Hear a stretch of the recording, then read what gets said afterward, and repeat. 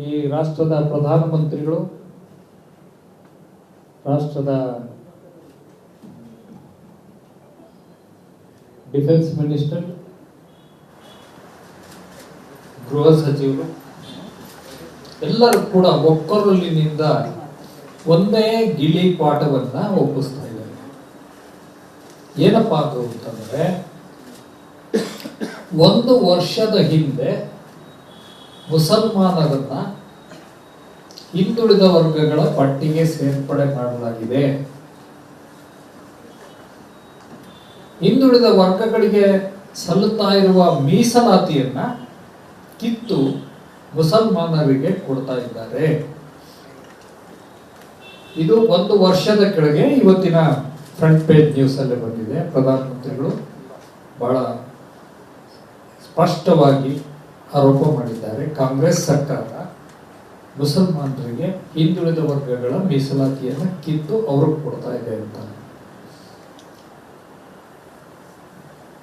ಸ್ನೇಹಿತರೆ, ಕೆಲವು ಚರಿತ್ರಾರ್ಹ ವಿಚಾರಗಳನ್ನ ಈ ಹಿನ್ನೆಲೆಯಲ್ಲಿ ನಾವು ಹೇಳಬೇಕಾಗಿದೆ. 1 ವರ್ಷದಿಂದ ಆಗಿದೆಯಾ, ಕಾಂಗ್ರೆಸ್ ಸರ್ಕಾರ ಮಾಡಿದೆಯಾ, ಯಾರು ಮಾಡಿದ್ದಾರೆ? ಮೊದಲನೆಯದಾಗಿ, ಕರ್ನಾಟಕದಲ್ಲಿ ಮೀಸಲಾತಿ ಜಾರಿಗೆ ಬಂದದ್ದು ಪ್ರಪ್ರಥಮವಾಗಿ ಜಾರಿಗೆ ಬಂದಿತ್ತು 1874ನೇ ಇಸ್ವಿಯಲ್ಲಿ. ಮೊಟ್ಟ ಮೊದಲ ಜಾರಿ. ಅದಕ್ಕೆ ಬಂದಿದ್ದಕ್ಕೆ ಕಾರಣ ಏನು ಅಂದ್ರೆ, 1872ನೇ ಇಸ್ವಿಯಲ್ಲಿ ಮೊದಲ ಜಾತಿ ಜನಗಣತಿ ನಡೆಯಿತು. ಜಾತಿ ಜನಗಣತಿ ನಡೆದ ನಂತರ 2 ವರ್ಷದ ಒಳಗೆ ಮೀಸಲಾತಿ ಜಾರಿಗೆ ಬಂತು. ಆ ಮೀಸಲಾತಿ ಪ್ರಕಾರ ಪ್ರತಿ 10 ಹುದ್ದೆಗಳಲ್ಲಿ 2 ಹುದ್ದೆಗಳನ್ನ ಬ್ರಾಹ್ಮಣರಿಗೆ ತೆಗೆದಿಟ್ಟು ಇನ್ನು 8 ಹುದ್ದೆಗಳನ್ನ ಮುಸಲ್ಮಾನರು ಮತ್ತು ಇತರ ಹಿಂದೂಗಳಿಗೆ ಅಂತ ಕೊಡಲಾಗಿತ್ತು 1874ರಲ್ಲಿ. ಈ ಆದೇಶವನ್ನ ದಿವಾನ್ ಮಾಧವರಾವ್ ಇದ್ದವರು ಅವರು ಮುಂದುವರಿಸಿದ್ರು 1885ರಲ್ಲಿ. ನಂತರ ಮುಂದುವರಿಸಿದ್ದು ಮಿಲ್ಲರ್ ಆಯೋಗದ ಮೂಲಕ 2018ರಲ್ಲಿ ಕೊಟ್ಟ ವರದಿಯನ್ನ ಅಂದಿನ ಸನ್ಮಾನ್ಯ ಮಹಾರಾಜರಾದ ಶ್ರೀ ನಾಲ್ವಡಿ ಕೃಷ್ಣರಾಜ ಒಡೆಯರ್ ಅವರು 1921ರಿಂದ ಮೀಸಲಾತಿಯನ್ನು ಜಾರಿಗೊಳಿಸಿದ್ದಾರೆ. ಮುಸಲ್ಮಾನರು 1874ರಿಂದ ಇವತ್ತಿನವರೆಗೂ ಮೀಸಲಾತಿಯ ಎಲ್ಲ ಪಟ್ಟಿಯಲ್ಲೂ ಇದ್ದಾರೆ. ನರೇಂದ್ರ ಮೋದಿಯವರು ಸುಳ್ಳಿನ ಕಂತೆಯನ್ನ ರಾಷ್ಟ್ರದ ಮುಂದೆ ವೋಟ್ಗೋಸ್ಕರ ಈ ಒಂದು ಪ್ರಚಾರವನ್ನು ಕೈಗೊಂಡಿದ್ದಾರೆ. ಇದು ಸುಳ್ಳು. ಇವತ್ತು 1 ವರ್ಷದ ಹಿಂದೆ ಈ ರಾಜ್ಯ ಸರ್ಕಾರ ಕೊಟ್ಟಿರೋದಲ್ಲ. ಈ ಸರ್ಕಾರ ಏನು ಮಾಡಿಲ್ಲ as a matter of fact. ಆ ನಂತರ ಇನ್ನೂ ಒಂದು ಬಹಳ ಮುಖ್ಯವಾದಂಥ ವಿಚಾರ ಅಂತಂದ್ರೆ, ದೇವರಾಜರ ಸರ್ಕಾರ ಅಧಿಕಾರಕ್ಕೆ ಬಂದ ಕೂಡಲೇ ಹಾವನೂರು ಆಯೋಗವನ್ನ ನೇಮಕ ಮಾಡಿದ್ರು 1972ನೇ ಇಸ್ವಿ. ಹಾವನೂರು ಆಯೋಗ 3 ವರ್ಷಗಳ ಸಮೀಕ್ಷೆ,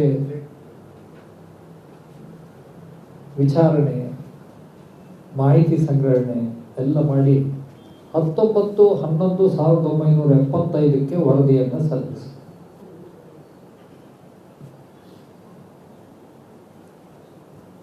ಆ ವರದಿಗೆ ವಿರೋಧನೂ ಬಂತು, ಅದಕ್ಕೆ ಪೂರಕವಾದಂಥ ಸಪೋರ್ಟು ಬಂತು. ದೇವರಾಜ ಡಿಸೈಡ್ ಮಾಡಿಬಿಟ್ರು, ನಾನು ಹಿಂದುಳಿದ ವರ್ಗಗಳ ಕಲ್ಯಾಣಕ್ಕೋಸ್ಕರ ಮುಖ್ಯಮಂತ್ರಿ ಆಗಬೇಕು, ಆಗೋದಾದ್ರೆ ಜನತೆಯ ಆಶೀರ್ವಾದದಿಂದ ಆಗ್ತೇನೆ, ಇಲ್ಲ ಜಾಗ ಖಾಲಿ ಮಾಡ್ತೇನೆ ಅಂತ 22/2/1977ರಲ್ಲಿ ಹಾವನೂರು ಆಯೋಗವನ್ನು ಜಾರಿಗೊಳಿಸಿದ್ರು. ಆ ರೀತಿ ಜಾರಿಗೊಳಿಸಬೇಕಾದ್ರೆ ಮುಸಲ್ಮಾನರನ್ನ ಬ್ಯಾಕ್ವರ್ಡ್ ಕಮ್ಯುನಿಟಿ ಅಂತ ಕ್ಯಾಟಗರೈಸ್ ಮಾಡಿ ರಿಸರ್ವೇಶನ್ ಅನ್ನ ಕೊಟ್ಟರು. ಸೊ ಹಾಗಾಗಿ ಇದು ಫಸ್ಟ್ ಟೈಮ್ ಕೊಡ್ತಾ ಇರೋದಲ್ಲ, ಇದು 150 ವರ್ಷಗಳ ಇತಿಹಾಸವಿದೆ ಮುಸಲ್ಮಾನರಿಗೆ ಮೀಸಲಾತಿ ಕರ್ನಾಟಕದಲ್ಲಿ. ಅದಕ್ಕಿಂತಲೂ ಮುಖ್ಯವಾಗಿ it is not only time tested, ಅದಕ್ಕಿಂತಲೂ ಮುಖ್ಯವಾಗಿ ಈ ಮೀಸಲಾತಿಯನ್ನ ಮುಸಲ್ಮಾನರಿಗೆ ಕೊಡಬಾರದು ಅಂತ ಚನ್ನಬಸಪ್ಪ ಅಂತ ಒಬ್ರು ನ್ಯಾಯವಾದಿಗಳಿದ್ರು, ರಿಟೈರ್ಡ್ ಡಿಸ್ಟ್ರಿಕ್ಟ್ ಜಡ್ಜ್. ಅವರೇ ಮೊಕದ್ದಮೆ ಹೂಡಿದರು ಕರ್ನಾಟಕ ಹೈಕೋರ್ಟ್ನಲ್ಲಿ, ಮುಸಲ್ಮಾನರಿಗೆ ಕೊಡ್ಲಿಕ್ಕೆ ಬರೋದಿಲ್ಲ ಅಂತ. ಲಿಂಗಾಯತರ ಪರವಾಗಿ ಮಾಡಿದ್ರು ಮೊಕದ್ದಮೆ. ಸೋಮಶೇಖರಪ್ಪ ಅಂತ ವಾದಿ, ಸೋಮಶೇಖರಪ್ಪ ಮೊಕದ್ದಮೆಯಲ್ಲಿ 1979ರಲ್ಲಿ ಕರ್ನಾಟಕ ಹೈಕೋರ್ಟು ದೇವರಾಜರ ಸರ್ಕಾರ ಕೊಟ್ಟ ಮೀಸಲಾತಿಯನ್ನು ಎತ್ತಿ ಹಿಡಿದು ಮುಸಲ್ಮಾನರಿಗೆ ಮೀಸಲಾತಿ ಕೊಡಬೇಕು ಅನ್ನೋ ಮಾತನ್ನ ಹೇಳಿದೆ. ಇದನ್ನ ಸುಪ್ರೀಂ ಕೋರ್ಟ್ನಲ್ಲಿ ಚಾಲೆಂಜ್ ಮಾಡಲಾಯಿತು. KC ವಸಂತ್ ಕುಮಾರ್ ಅಂತ ಮೊಕದ್ದಮೆ. ಆ ಮೊಕದ್ದಮೆಯಲ್ಲಿ ಸುಪ್ರೀಂ ಕೋರ್ಟ್ ಕರ್ನಾಟಕ ಹೈಕೋರ್ಟಿನ ತೀರ್ಪು, ದೇವರಾಜರ ಆದೇಶ, ಮುಸಲ್ಮಾನರ ಮೀಸಲಾತಿ ಎಲ್ಲವನ್ನು ಸರಾಸತ್ತಾಗಿ ಎತ್ತಿ ಹಿಡಿಯಿತು. So it is judicially approved. It is not only time tested, it is tested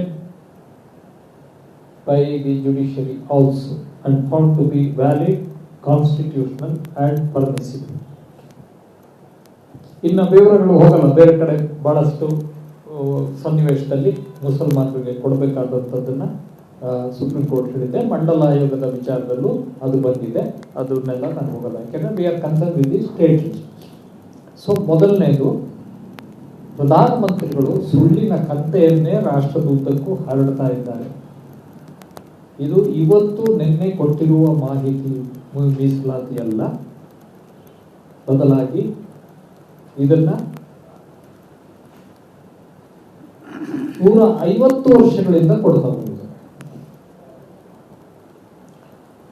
ಆನಂತರ ಬಹಳ ಮುಖ್ಯವಾಗಿ ಕಾಂಗ್ರೆಸ್ ಸರ್ಕಾರ ಇದನ್ನ ವಿಭಜನೆ ಮಾಡಿದ್ದಲ್ಲ. ಮುಸಲ್ಮಾನರಿಗೆ ಪ್ರತ್ಯೇಕ ಮೀಸಲಾತಿಯನ್ನ 4% ಮೀಸಲಾತಿಯನ್ನ ಕೊಡ್ತಾ ಇರೋದು ರಾಮಕೃಷ್ಣ ಹೆಗಡೆಯವರು ಮಾಡಿದ ಆದೇಶದ ಪ್ರಯುಕ್ತ.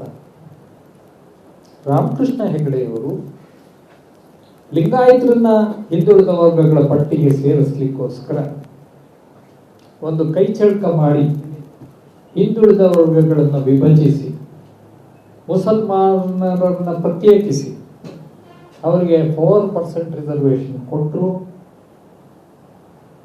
ಲಿಂಗಾಯತರನ್ನ ಸೇರಿಸಿ, ಕ್ರಿಶ್ಚಿಯನ್ರನ್ನ ಸೇರಿಸಿ, ಬಂಡ್ರನ್ನ ಸೇರಿಸಿ, ಬಂಡ್ರು ಅಫಿಡವಿಟ್ ಹಾಕಿದ್ರು ಅವ್ರ ಕಮಿಟಿ ನಮ್ಗೆ ಬೇಡ ಅಂತ, ಅವ್ರನ್ನೂ ಸೇರಿಸಿ, ಕೊಡಗರನ್ನ ಸೇರಿಸಿ, ಕೊಡವರನ್ನ ಸೇರಿಸಿ, ಮರಾಠರನ್ನು ಸೇರಿಸಿ ಮೀಸಲಾತಿ ಕೊಟ್ಟರು. ಕ್ಯಾಟಗರಿ 3B ಲಿಂಗಾಯತರಿಗೆ ಮಾಡಿದ್ರೆ, ಕ್ಯಾಟಗರಿ 2B ಮುಸಲ್ಮಾನರಿಗೆ 4% ಕೊಟ್ಟಿದೆ.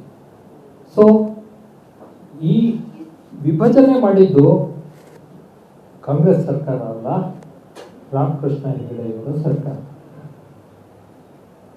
ರಾಮಕೃಷ್ಣ ಹೆಗಡೆಯವರು ಇವತ್ತು ಏನು ನರೇಂದ್ರ ಮೋದಿ ಅವರನ್ನ ಹಾಡಿ ಹೊಗಳ್ತಾ ಇದ್ದಾರೋ, ಸನ್ಮಾನ್ಯ ಮಾಜಿ ಪ್ರಧಾನಿಗಳಾದ ದೇವೇಗೌಡರು ಅವರ ಪೂರ್ವಾಶ್ರಮದ ಮುಖ್ಯಮಂತ್ರಿಗಳು, ಅವರ ಇದರಲ್ಲಿ ಇವರು ಮಂತ್ರಿಗಳಾಗಿದ್ದರು. ಸೊ ಅವರ ಸರ್ಕಾರ, ದೇವೇಗೌಡರ ಸರ್ಕಾರ ಈ ಆದೇಶ. ಇದನ್ನ ಕುಮಾರಸ್ವಾಮಿ ಚೀಫ್ ಮಿನಿಸ್ಟರ್ ಆದಾಗ ಮುಂದುವರಿಸಿದ್ದಾರೆ, ಯಡಿಯೂರಪ್ಪ ಚೀಫ್ ಮಿನಿಸ್ಟರ್ ಆದಾಗ ಮುಂದುವರಿಸಿದ್ದಾರೆ, ಸದಾನಂದ ಗೌಡರು ಚೀಫ್ ಮಿನಿಸ್ಟರ್ ಆದಾಗ ಮುಂದುವರಿಸಿದ್ದಾರೆ, ಜಗದೀಶ್ ಶೆಟ್ಟರ್ ಚೀಫ್ ಮಿನಿಸ್ಟರ್ ಆದಾಗ ಎಲ್ಲ ಭಾಜಪ ಮುಖ್ಯಮಂತ್ರಿಗಳು ಕೂಡ ಇದನ್ನ ಆನರ್ ಮಾಡಿದರು. ಪ್ರಧಾನಮಂತ್ರಿಗಳು ಇನ್ನೊಂದು ಮಾತು ಹೇಳಿದ್ದಾರೆ, ಇದು ಧರ್ಮಾಧಾರಿತ ಮೀಸಲಾತಿ, ಶುದ್ಧ ಸುಳ್ಳು.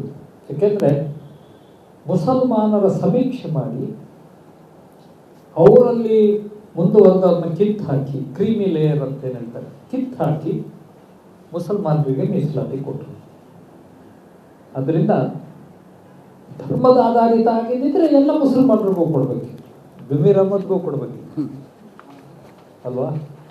ಜಮೀರ್ ಅಹಮದ್ ಸಿಕ್ಕಲ್ಲ, ಅವ್ರ ಮಕ್ಕಳಿಗೂ ಸಿಕ್ಕಲ್ಲ, ಯಾಕಂದ್ರೆ ಕ್ರೀಮಿ ಲೇಯರ್ ಅವರೆಲ್ಲ ಹೊರಟು. ಮತ್ತೆ ಎಲ್ಲ ಯಾರ್ಯಾರು ಅಧಿಕಾರ ಅನುಭವಿಸಿದಾರೋ ಅವ್ರ ಮಕ್ಕಳೆಲ್ಲ ಜಾಗ ಖಾಲಿ ಮಾಡ್ತಾರೆ ಕ್ರೀಮಿ ಲೇಯರ್. ಸೊ ಇದು ಬೇರೆ ಬ್ಯಾಕ್ವರ್ಡ್ ಕ್ಲಾಸಸ್ ಏನು ಅಪ್ಲೈ ಆಗುತ್ತೋ ಅದನ್ನ ಇವರು ಕೂಡ ಮಾಡ್ತಾರೆ, ಮುಸಲ್ಮಾನರಿಗೂ ಅನ್ವಯಿಸಿದ್ದಾರೆ. So it is time tested, it is judicially tested and it is politically tested. All political parties have continued reservation for Muslims.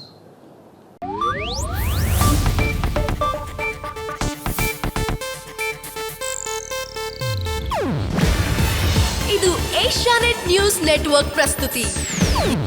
ನೀವು ನೋಡ್ತಿದ್ದೀರಾ ಏಷ್ಯಾನೆಟ್ ಸುವರ್ಣ ನ್ಯೂಸ್.